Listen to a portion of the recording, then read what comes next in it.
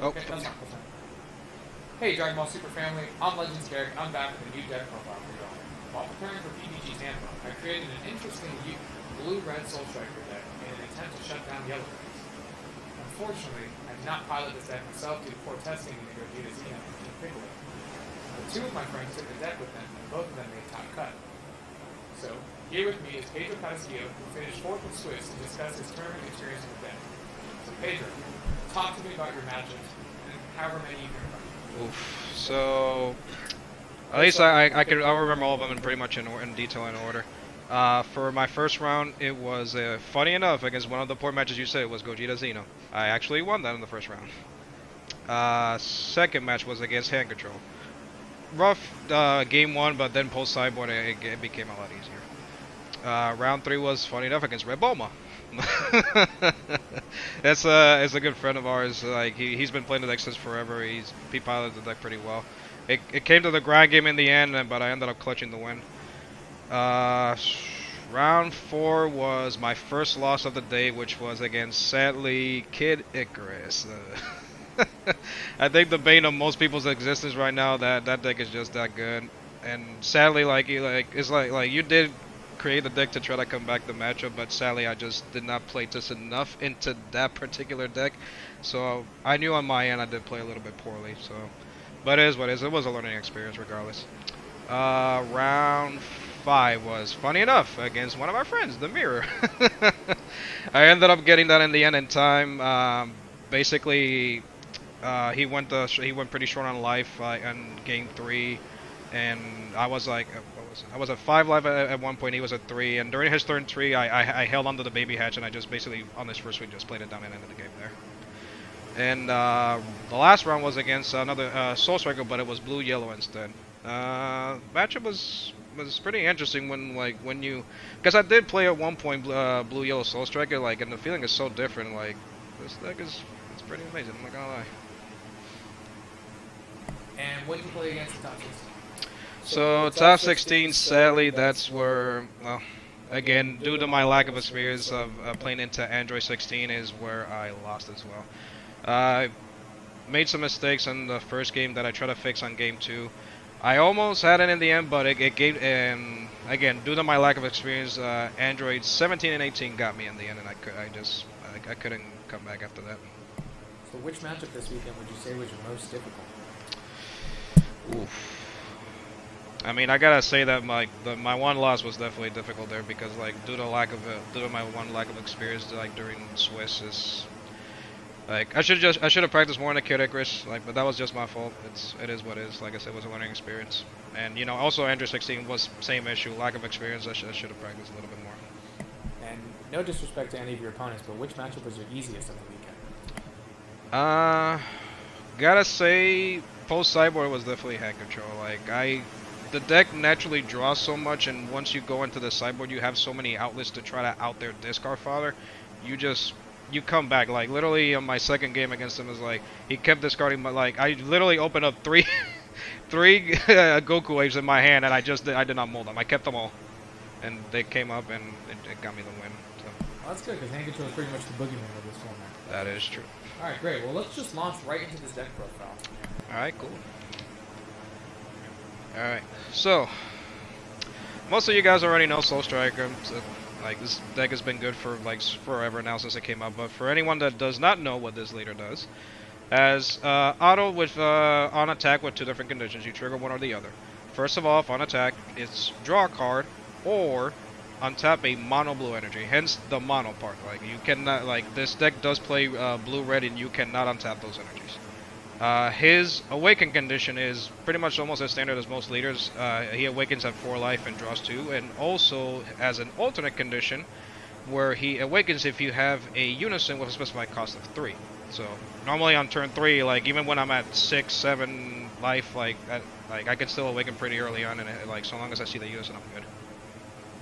And on his awaken side, again, for most of you already know what he does, but for those who do not, auto when attacking, he draws a card, and you can untap 2 mono blue energy. Again, hence the mono blue part. And you cannot untap your red blue energies. And his second auto, which doesn't really come up as much, but it's also an interesting scenario. Like if you play against yellow in particular, which he restands your Unison at the end of the turn. Not really important for anything, just because it's not like any of them have block or any other like alternate abilities while they're standing. But it can also come up in the fact that against yellow, like if you have too many rested cards for like Basil, the one drop, yeah. That's a good example. It's like the one Unison restanding himself could come up to the fact where like you won't have enough cards tapped for him to be able to swing multiple times with the card. So it's something to note. All right, for the one drops, the only ones I played in the deck, 3 Isekai. Sadly, I only had 3. Sadly, I only own 3. I played 3, but throughout the day, there wasn't too many occasions where I really did miss the 4th. It's like it did its job. Whenever I saw it, it drew me cards, and there was literally one match where I literally had all 3 of them on the board, and my opponent literally never developed anything during my turn, except for one point in the game where he had no choice, and then I bombed like 3 cards out of his hand. So, pretty good. Yeah, that's gross. Yeah. Oh, my apologies. For those that don't know the effect, auto on play, draw 1. And auto, whenever your opponent plays any card, regardless of like energy conditions or anything like that, whenever they play something on your turn specifically, your opponent has to bottom deck something. So, just put that out there. Alright, next up are 2 drops. The only 2 drops of the deck are Super Combo, Red, Blue, Beerus. Pretty good. Energy exhaust, you guys know if you slap down the energy, it has to come in rest mode. Its auto is during the opponent's turn when you combo with this card, you can restand any of your red-blue energy, which comes up a lot of the times, especially when you're trying to revival this. It helps enable everything you do in the deck, especially during your opponent's turn. It comes in clutch. All right, now for the 3 jobs. I'm gonna start off with this boy right here. Trunks Heroic Prospects. Our good old counter attacker. So let me go with his permanent first. His permanent basically is if you have a blue Unison on your field, his energy cost is reduced by 2, which basically allows you to play him for 1. So, again, amazing. Comes in clutch. Counter attack, basically pay 1, or if you don't have a user, pay 3, but you try not to do that, of course, and you negate the attack. His auto is when he comes into play, during the rest of the turn, if your opponent swings of anything with greater than their energy, they have to bottom deck 2 cards. Again, like in matchups like Gogeta Xeno, for example, is like this card basically puts in the work, because even if they try to aggress you and hit you with their big bodies, is like they're negging, and if you can survive that, helps you come back with a clapback. So, all right, now for our first arrival of the deck, Hercule and Majin Buu. Funny enough, there's been occasions where I've hardcasted this thing for 3, and it comes up. It's actually not that bad when you think about it, especially when your leader can just untap 2 blue energies anyway, so basically you can just play this card for 1. It's great, it works out. His arrival condition is basically you combo out have to have a red-blue card, and you play a blue mana for it. His auto on play, you draw a card, and you can choose any of your opponent's battle cards and negate 10k. At the end of the turn, you may choose any battle card that is not Hercule and Buu itself and return it to the hand. In certain scenarios, like for example, Prospects, if you're ready to develop this on the field and you need to reuse this again, it comes in clutch to bounce this back to the hand to try to reuse it again in the next turn. In worst case scenario, you need the extra defense. But yeah. And again, like playing this hard play for 3 is like just to cycle through the deck and next something 10k. It comes up. The next 10k does come up, especially against weenie bodies that you have to get rid of during your turn. Gogeta Xeno is a good example because they play the Vegeta that whenever you untap energy, you basically using your leader's effect, you're gonna have to warp a card out of your hand, and you don't want to do that. So he helps out. And for some of the interesting cards in this deck is our good old Son Goku Rival Seeker. You guys know this card for being played heavily in Invoker. But just to explain him real quick, he has an energy exhaust as every other red-blue card in the deck. His permanent is basically the main reason why we play this card, on top of everything else. If you have a red-blue extra card in your drop area, his combo cost is reduced by 1, basically making him, like in hindsight, another super combo in your deck, allowing you to rival with your other cards. So it just like whenever you just use any of your extra cards, which will come in the which ones we play in a bit, it helps out. This definitely whenever you don't have beers in your hand and you can just combo this for free, it definitely accelerates the game state when into your favor. Activate main. This basically comes up in our kill turn whenever we have to go to that point. You may return 2 red, blue extra cards from your warp back to your hand. Hindsight, they have to be in the warp, and it takes a little bit of time, but we can get there. And after you return the set cards to your hand, you may play a. If I'm not mistaken, it's supposed to be Goku. Correct. Yeah. You play a 6-drop multicolor Son Goku from your hand on top of this card. It's pretty good. We'll go into the 6-drop we play into the deck later on in the deck. So the one card that as our last 3-drop, which is very interesting, Gotenks. He has unique. The interesting part about this card is his activate battle. You may play this card from your hand in rest mode. For most people that already know what Unisons we play in this deck, this is basically your, in my sense, your second SCR or your second hatch to prevent you from dying. We'll dive a little bit more into that for those that do not know in a second. Alright, now for our 4-drops. Son Goku Calamity Charger. So, funny enough, this card was a last-minute addition for me. We were playing like multiple peons and basically just some other cards. At one point, I just felt they were kind of bricky, and funny enough, this card comes in clutch. Like the simple fact that his basically he has defect blocker. The blocker part is not so much important. The important thing is the defect that really matters in certain matchups. His activate main is pay 1. If you have 3 energy or more, you basically can pay 1 to play him from your hand, and you draw a card. Again, it's a cycle from the deck, and it just helps us so much. His other effect doesn't really come up because we don't play Trunks in the deck. But just let me read this real quick. I'll just go through it anyway. Oh, it's okay. Oh, no, what? Never mind. It doesn't really matter. The point of the matter is, if you're not playing Trunks, that's not gonna come up. So, whatever. Alright, for our other 4-drop, Oburi. Pretty good. This basically helps you into certain matchups, like, for example, hand control. It literally gives you a 1-card, play 4 cards for free. It's pretty good. He has deflect, permanents, where if you have any tokens or after image tokens on the field, he cannot be KO'd by effects.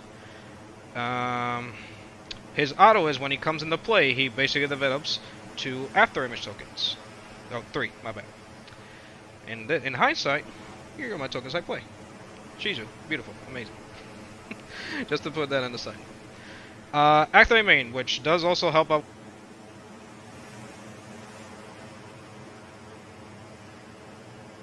Oh, sorry about that. Had a little bit of an issue with the headset, but we're good. Anyway, activate main. Once per turn, you can reveal the top card of your opponent's deck. If it's a battle card, at the end of your turn, you untap a energy on your side of the field, which again comes in clutch, especially when you tap out under this card and you need the energy back for your opponent's turn. So it helps out. Next card we play, 2 Topo. Topo, pretty good card. Most people already know this card for the longest time it's been out. Counterattack. You choose a card from your hand and you play him. His permanent. Oh, and he negates the attack before. His permanent is during the opponent's turn. His energy cost is reduced by 2. So you can basically you pay the 1 red-blue energy you tend to charge early game, and whatever extra blue card energy you have open, and you play him for 2. His auto is. When he enters the field for the rest of their turn, your opponent, whenever they attack, regardless of whatever cards they swing with, they have to discard 2 cards out of their hand. Again, it deters your opponent from attacking you, period, a lot of the times, and it saves you turns when you don't have to be wasting more resources unnecessarily. So, yeah, that's Topo for you. Pretty good. And for the one-ofs, Tapion Calamity Challenger.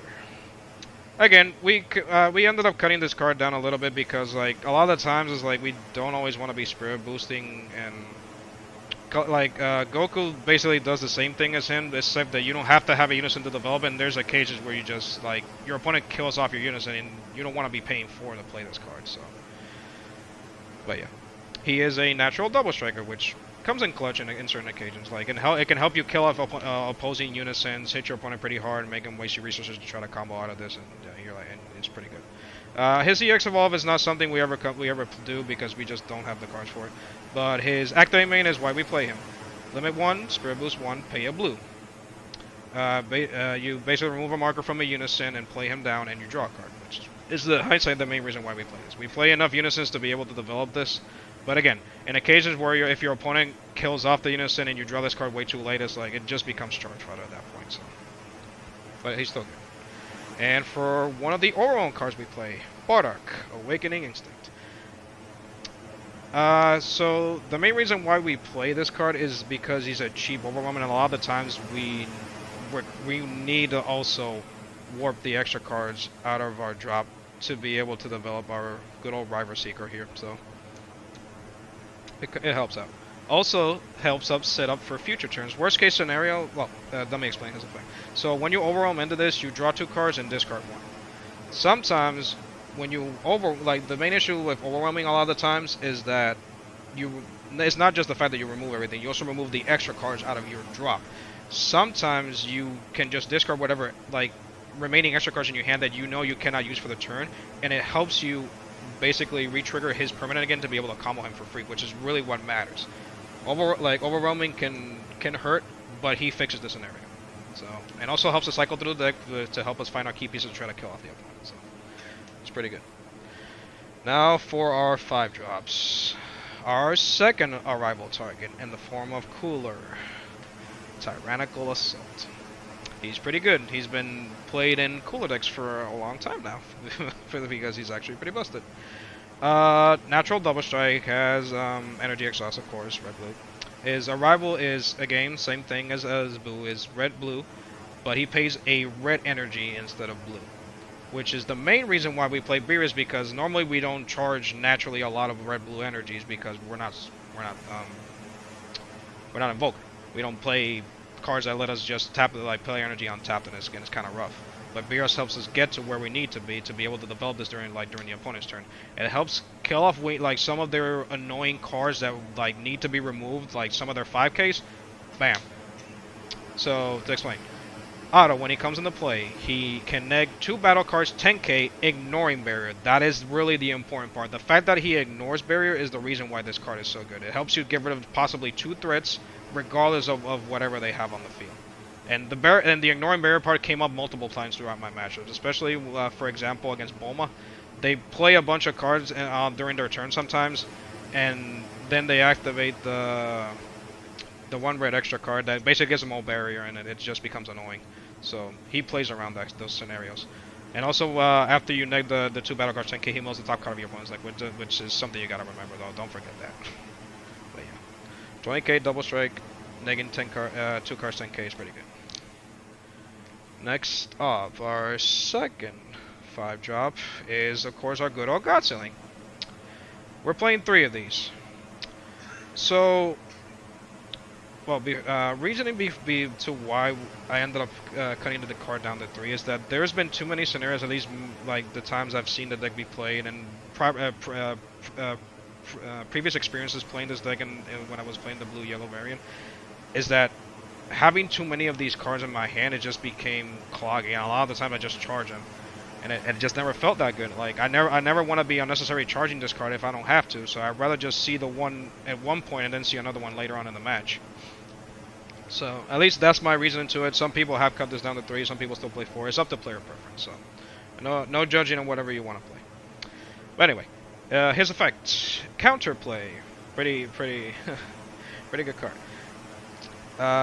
Whenever you trigger this, you cannot activate any other card for this turn. That does matter. So you have to pick and choose what you want to activate this on. So you gotta be careful with that. Whenever your opponent attempts to play a battle card, you basically force them to bounce it back to their hand, and you discard this for cost, which actually is kind of important because certain other counterplay cards would, if this came into play and let's say the effects were separated, like in the form of the counterplay play this card and auto bounce something back to hand, is like your opponent could interact into that. But the fact that this card just straight up just discards himself and just bounces the card back to him, it makes it harder for your opponent to interact with this card. His permanent is the reason why this card is so good. You can basically play this, you can trigger his counterplay effect without paying his energy costs. 5 energy is a little bit excessive to be just bouncing one card back to hand. So, as long as you have a Unison with 2 or more markers, his energy cost is reduced to 0. So, pretty good. And next up, some of the one-ofs. Baby Golden Avenger. Pretty good card. Has been played in blues since the inception this card got made. So, comes in clutch. He has unique and triple strike inherently. 30k body triple strike is pretty good. He has 2 different counter interactions. His first one is counterplay. Whenever your opponent would attempt to play a battle card with energy cost of 7 or less, then you can bounce it back to the hand. That's not the main reason why we play this though. That can come up, don't get me wrong though, but the main reason is his counter. When your opponent attempts to trigger a counter skill, you basically prevent them from triggering it and it sends it to the drop instead. And his auto is also pretty solid. Another reason why. When you play this card, you draw a card, and also you can bottom deck any battle card ignoring barrier. Again, solid effect. It helps remove annoying threats that our opponent has on the field, or anything that has blocker. Or like, the whole point is to be able to get rid of whatever body that's like preventing you from getting the lethal. And also, the counter is really how we can reach to kill off the opponent a lot of the times. So, pretty good. And of course, our last arrival, our second 5-drop cooler. We call him Big Daddy C. Of course, energy exhaust as per every other red blue card, and has triple strike. 25k body triple strike, inherently good. His arrival cost though is a little bit heavier than their other ones. It is pay a red, a blue, and any energy regardless of color.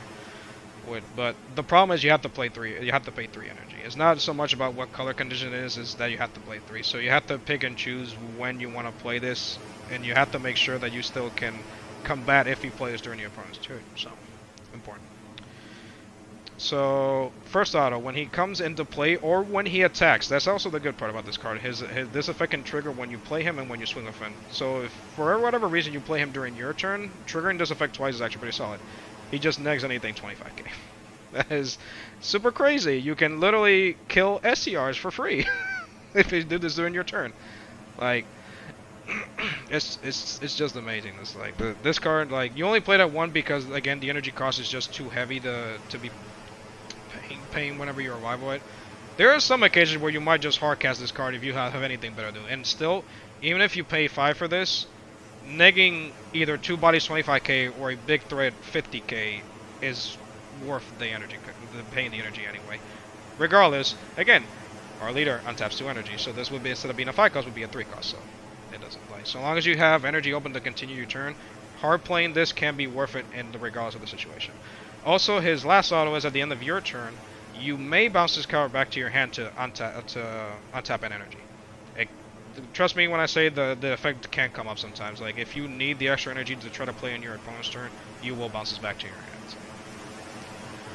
And now for our 6-drops. The one we play with our good old Rival Seeker. Ultra Instinct Son Goku Energy Explosion. Again, another good card that was played in Invoker for the longest time. Alright, for you guys that don't know, has Energy Exhaust and Invoker. To explain Invoker real quick, basically while this card's on the field, you can activate any of your red-blue extra cards by simply just paying 1 red-blue energy instead of playing its natural energy cost. Trust me when I say it does come up. There was literally a turn where I triggered three different red-blue extra cards in the same turn because of this card, so it's pretty good. His other auto is why also this card is so solid. When he comes into play, either if it's through Rival Seeker's effect or when you hard play it, because sometimes there will be a point in a match where you're gonna have to hard play this card because you really can't be waiting to see this card. If you have the 6 energy and you can kill your opponent via this card, you just play it then. You don't care. You can choose any of your any three energies in your energy pile and basically send them to the drop. And you choose any 3 cards in your drop, which sometimes are comprised of multiple red-blue cards, and you put them in your energy and act them. The fact that it just slaps, basically, instead of him, like, if you ever hard play this card for 6, he basically becomes a hard play for 3, and then your leader untaps 2 energy, and you just basically paid 1 mana to develop this broken body for no reason. It's insane. And the main reason why we play this card. Once per turn, auto. Whenever you deal damage to your opponent, you deal them damage again. Basically, it makes any of your attacks double strike for free. If your opponent takes a hit, they're taking 2 damage. So if they're at 2 life, they're gonna die, regardless of whatever your cards say. But we'll get into, like, we're not normally killing our opponents via battle though. If we ever play this card, we're gonna kill them via the extra card we play in the deck, which we'll get into in a second. Our last Overwhelm and 6 drop of the deck is, of course, good old Secret Identity Mass Save. Pretty good card. Overwhelm 6. Again, the main reason why we only play 1 is because, like, overwhelming a lot of the times is kind of rough in the deck, so like it only comes out in niche scenarios. But we still have to play it because we need to put our extra drops, our extra cards from the drop into the board, so it is necessary to play. Also, it's a pretty good card. Auto, when you play this card via Overwhelm, you can remove battle cards on your opponent's side of the board up to a total of 6 energy. Again, in a lot of matchups, you can get rid of a lot of annoying bodies or any big threat that has an energy cost of 6 or less, which is basically pretty good. Like, so long as they don't have barrier, you can remove anything out of the opponent's side of the board. Good example. Good example. Which card was it? Oh, Boma again. Not trying to diss the Boma player or anything like that, but the 6-drop Gogeta can basically says he cannot be KO'd. But you just play this down. He has an energy cost of 6. You just overwhelm him. So, and also can come up against GX as well. For example, like if they have like too many Goku and Vegetas and on 1-drops on their side of the board, clearing anywhere between 3 to 4 bodies for just playing this card down is totally worth it. You will most definitely, like, whenever you see that many cards on the field and you can overwhelm them, get rid of them for free, for no reason.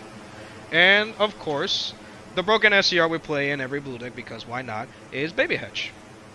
Yeah, pretty much is like the same scenario as everything else. It's like this card's pretty well known. Counter attack, where you basically discard a card instead of paying his energy cost, and you negate the attack and end your opponent's turn. That's pretty much all. That's the main reason why we play this card, is to save us a turn and prevent our opponents from kills. That's pretty much it. And now I'm just gonna put them both down here. Both the Unisons I play in the deck. So normally Soul Striker tends to play 4 of this and 2 of this, but the main reason why I was playing 3 and 3 originally is because I was missing a baby. But again, this card and this card in tandem worked so well together, and it literally won me my game 1 against GX. My opponent was not expecting this card at all. So let me explain this Unison first since I started mentioning this. He has dual attack, which is pretty good. He's a 20k body dual attack, it's just solid. It helps out a lot. His permanent is the main reason why we mess around with this card. So long as you have a Saiyan in rest mode, your leader does not take damage. So, at one point in time, basically throughout the GX match, I literally I had this in my hand like since like turn 2. And he never swung on my Unison. He was not trying to get rid of this because he's never saw it as a threat. Like, it's not like this guy where like even his neg 5 does come up sometimes. But the main basically throughout his kill turn where he started dumping like 6 cards to try to kill me during that turn, I just basically played this card and I'm like, okay, my Demolition doesn't take damage. I'm like, okay, cool. Instantly after that, I just killed him afterwards because he literally had nothing else to develop afterwards. So. Then, his neg 1. He does not have any +1, so it's kind of sad, but he's still a 20k body. He's hard to run over. So, like, your opponent, like, normally with 15ks, they have to start dumping cards out of hand to try to combo and try to hit this, and it's worth more to you than it is to them to try to kill this. It's like, you do not care. If your opponent starts dumping cards to try to get rid of this, you let him. You don't care. But it is neg 1. So after main, you can choose 2 of your opponent's battle cards and return them to the hand. It does come up in certain scenarios, especially into Gogeta Xena, where you want to force them to redevelop everything they just played the last turn. Because if you let them keep the cards on the field, it's just more attacks they're using against you, and like without them having to use the energy again. It just becomes too annoying. So his neg one does come in clutch. It really helps out into that matchup, and it helps you try to decelerate their game state while accelerating your own. He doesn't draw cards like this one does, but still, the fact that you give him 2 cards versus drawing 1 card is worth more. And also again, it comes up to the point where forcing them to use the energy again. This is better than this in that matchup, so it is what it is. Now to go, of course, into our good old baby Unison. +2, draw a card, pretty good. His neg 5 is where he comes into tandem with our baby. Main reason why we play this card. Basically, you give your leader plus 15k and double strike. Until the end of your opponent's next turn, any counter skills you attempt to trigger on your end, you can discard 2 instead of paying their natural energy cost. So, basically, whenever you neg 5, your opponent automatically starts fearing for their lives because they basically expect you to have this card already in your hand if you're doing this. So, you're going for kill turn the moment you neg 5 and you have this in hand. Like, your opponent's 9 times out of 10 times end up dying, so it's pretty good. Alright, next up for our extra cards. Pretty standard for blue. I'm just going to go through them real quick. 4 Sensu Beam, 4 D-Magic. D-Magic, negate the attack on tap 2 energy, and Sparking, you can take a life instead of paying the energy cost for this card. Pretty good. Always a staple in blue. And again, Sensu Beam, one of the most broken extra cards that blue has had since its inception. Pay 1, you untap 2 energy, and your leader get my bad, not the leader. We normally put this on the leader during the opponent's turn, but any card you choose gets us 5k permanently for the turn. This card's been disgusting like since forever. So, all right, now for the interesting part of the deck. I'm just gonna put both of these out here. We play 2 Cat Blows and 3 Tyranny's Cost. The main reason why we played this card is mostly due to yellow. Kid Icarus draws way too many cards for its own good. It has too many good tools, and drawing 50 billion cards like during both players' turns is just annoying. So this simplifies the game state for you. Simple. It's a pay a red and a blue 2 cost extra card where activate main, you draw 2 cards. Your opponent has to shuffle cards from their hand back to their deck until they're down to 10 cards. When Kid Icarus has 14, 15, 16 cards in your hand, you +1 while your opponent negs 6, anywhere between 4 to 6 cards. It's pretty good to me. Like it does help in that matchup. But again, I did lose on my own end. It was just due to my own lack of practice into Kid Icarus. But this does put in the work. Trust me when I say this. Like I've seen Mike like play this deck way better than I can. Like since he's the creator of the deck, of course. So. And he knows way better into the Kid Icarus matchup than I do. So I know this card does put in the work. I've seen it. And of course, the other main reason why we play our good old Arrival Seeker and our Energy Explosion, Cat Blow. Energy Exhaust, of course, because red blue. Activate main. So if you have a red-blue Son Goku on the field, you basically hit your opponent for a damage. The card did get errata for a limit 1 for a good reason, because this was how Invoker was 9 times out of 10 killing their opponent. This card was on the field, they had 3 to 4 Cablos in their hand and dead. You're not surviving, especially if you're playing leaders where you want to be down to 4. They have 3 of these in your hand, you might as well just scoop the game at this point. If this card comes down, game over. So naturally, we just decided to incorporate this in Soul Striker, where the fact that we play. The thing about Soul Striker right now is that the leader is a little bit better than Invoker. Like Invoker is just too slow into this format, especially against GX. It's just impossible for the poor deck to win against it. Like I've seen Legends try to see how that matchup works out, and he was struggling the whole time, and I was like, damn, that's sad. And I did originally start out with Invoker myself. It's like I'm pretty sad to see how the deck has turned out. But the hit one was necessary. This card was just too disgusting to be able to play at multiples in a turn. The main reason why we play 2 is because we're trying to see this card at least once. We have to see it to be able to, first of all, trigger this Goku's effect to have 2 extra cards in our drop and add them back to our hand. Worst case scenario, if you see 2 Caplos and you're able to discard them, they can warp themselves. You don't even need to overrun these cards to get them. So if you ever see these, they're not always dead cards in your hand. They can literally just you have so many discard outlets in your deck you'll find a way to put them in the drop one way or another. And even sometimes your opponent warps them for you, or sends them to the drop for you because they play either hand control or Gogeta Zeno. So there's one way or another, this is gonna end in either in the warp or in the drop somehow. So you really don't care at the end of the day. But yeah, well, that is the main board. Now to go into our sideboard. So I'm gonna make this very simple. Hand control. Hand control, hand control, hand control, hand control, hand control. The only reason why we play these cards. Hand control. The Burrow. Pay 1 auto. Whenever this card is discarded from your hand from an opponent's effect, you play this card. His on play is draw 2.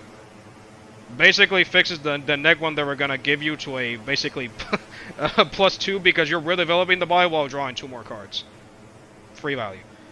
And again, Goku Ape. Basically, while he's in the drop, you can pay 2 warp and draw 2 cards. Again, the main reason why I won my second matchup into hand control because I literally saw 3 of these in my opening hand and I didn't mull them away. I was like, no, there's no way that I'm mulling these in this matchup. I'm keeping them, especially because 9 times out of 10 they try to side in the 1-drop Backland Sand. That basically whenever you try to play anything 15k or less, that is not a keyword skill. It basically, they're going to force you to discard 2 cards out of your hand. So you're just playing this to basically lose the cards you're going to generate. So this plays around that. So a lot of the times, if you see this, you prefer to keep this over this. You can get rid of Black Messiah in this deck, but again, it comes down to you seeing the answers, and you have to see them to be able to get rid of it. So, but still, this card, it comes in clutch. Like, whenever your opponent doesn't have Black Messiah, you're like, okay, cool, free value. Dump it, play it down. You don't care. So, pretty good. Alright. Some of the cards we play for other interesting matches, like for example GX or any aggro decks. Protector of the People is a black card, but you really don't care because you don't have to pay specific colors for this card, so it's pretty good. Its counterattack is basically you negate the attack and you may discard a card to basically have a negate Sensu Beans for the turn. Whenever your opponent swings at your leader with a battle card, your leader will gain 5k for the turn. Again, solid, especially when your opponent just starts swinging with the leader first, you just gun-ho just negate first. You don't care. You just start with this, because at that point forward, your leader is basically just getting free beans throughout this card for the whole turn. Like, you don't even need to do anything else. Your opponent like ends up losing out on 3-4 attacks for no because they can't run you over. You gain too much power. So, for those certain scenarios and matchups, this card's just that good. It did come up, so I'm glad that was in there. So let me go into hindsight with this a little bit real quick. This was supposed to be 3. So we went back down to the problem where I only had one of these and I had to play this instead. But funny enough, there were matches where this card actually came in clutch more than I thought, which is pretty good. You can you don't play this card. You basically, he's only here for the activate main. You pay a blue, discard this card from your hand, and you can choose 2 of your opponent's battle cards with an energy cost of 3 or less and bottom deck them. Let me tell you that there was so many occasions where bottom decking multiple cards was just so clutch because sometimes like your opponent's small bodies tend to be attackers, and you just basically like just get rid of this 1 card and you basically get rid of 2 bodies permanently is just so good. Bottom decking is just a solid effect that blue has, and it really comes in clutch. And Zamasu, this was mainly here for GX, but you can also side this in for the hand control matchup because he has Indestructible, which basically means he cannot be removed by your opponent's card effects. Period. So if hand control like be playing normally the Broly Unison that basically forces you to choose a card on your side of the bio card on your side of the field and KO it. Basically, if you develop this already, you just always choose this. They can never kill this card. They can't kill this card, so you basically have a free body that you can use as attempt to kill fodder, but he doesn't die. So the rest of your cards are safe. That's basically the important part. Like, so long as you have the choice of what battle cards are destroyed, that's all you care about. Like, and he does help, especially with the Broly Unison because they trigger that effect every turn. There's never a time where hand control does not trigger Broly effect every turn. His activate main is the other reason why we play this. Auto, pay 1, play this card, and also KO a 1 cost battle card. Comes in clutch in the GX matchup, especially when they have the Goku that basically forces you to warp a card out of your hand whenever you negate, and we play a lot of negates because of course we're blue. Like, why wouldn't we play multiple negates? So Yeah. Kind of wish I would have played at least one more of this card, but I mean, it is what it is. So can't complain. And to go to our last one, I played a 4th Hero Prospects. To be honest, I never cited this in. This is the card where I wish it was this at least the second Zamasu, but I mean it is what it is. So we'll fix that later. And our last Unison is our good old Gotenks. So he has dual attack blocker. Funny enough, the Unison can also restand this during the end of your turn. So worst case scenario, if you need a blocker, then you know he can come up. His neck 2 is draw 2 cards. Pretty plus. Like, I'm not gonna lie, it's not bad. His neck 3 is actually the main reason why we play this card. You choose 2 of your opponent's battle cards, ignore barrier and bottom deck. There's too many occasions where you, especially in the yellow, where they have like too many annoying battle cards that you cannot get rid of, and this just be like, what's the good example? Oh, Slug. There we go. That's the card. That's the main reason why we play this. It's just Slug. Slug is disgusting, and we just slap this down and be like, okay, cool, get rid of it. We don't want to see it anymore. So.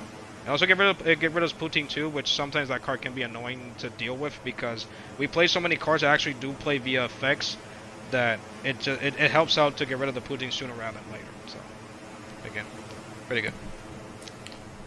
All right. Well, thanks for a great deck profile. Are there any shoutouts you'd like to give before we wrap up here? I'm gonna give shoutouts to all my buddies like that came out down with me. Shoutouts to you Legends to basically helping us figure out this deck and giving me inspiration to try to bounce back with this. Like I played Soul Striker during Nationals, and when I saw you dish this out the first time, I was like, this looks very interesting. It's a new concept, and it worked out. It worked out way better than I thought it did, and I'm like, I'm pretty happy with the results. I'm not gonna lie. So. All right. Well, thanks for the deck profile once again, and I'll catch you guys next time.